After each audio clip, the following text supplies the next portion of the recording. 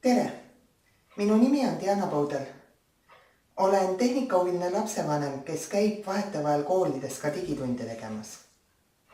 Need tunnid andsidki mulle inspiratsiooni, et kirjutada valmis raamat Turvaline internet, käsiraamat lapsevanematele ja õpetajatele. Minu jaoks oli veidi üllatav ja isegi mõneti šokeeriv, et sellist raamatut, mis oleks ajakohane Eesti oludele vastav, hetkel raamatupoodides ja raamatukogudes ei ole. Ometigi vajavad tuhanded lapsevanemad veidi paremat ülevaadet sellest, mis internetis toimub ja millega nende lapsed tegelevad. Ning nad vajavad ka juhiseid selleks, et kuidas aidata lapsi internetis liikuda nii, et ei tekiks suuremaid pahandusi.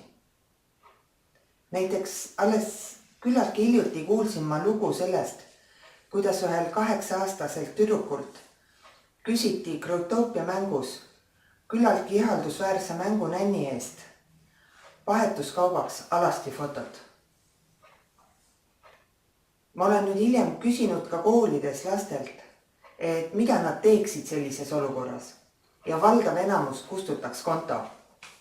Aga see ei ole hea variant.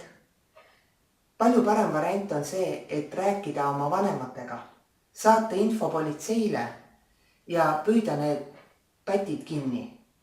Sest ainult nii saame olla kindel, et edaspidi ei tule mängudesse kahtlaste kavatsustega inimesi, kuna nad teavad, et vahele jäämise oht on liiga suur. Pettuskeeme on internetis sadu, kui mitte tuhandeid. Näiteks 2016. aastal maailmas 16 miljonit inimest sattus pettuskeemide ohvriks ja selle käive oli $18 miljardit. Ehk peaaegu sama palju kui 2 aasta Eesti riigieelarve. Ja ka enamik inimeste küberhügieen on tegelikult väga puudulik. Oli alles uudis ju, et 200 000 eestlaste sotsiaalmeediakontot lekkis koos paroolidega. Ja kui neid paroole analüüsiti, selgus, et enamik inimesi kasutab paroole, mida suudaksin ma oma koduarvutiga lahti muukida paari sekundiga. Ometigi paari lihtsalt nippi teades saaksime muuta paroolid turvalisemaks.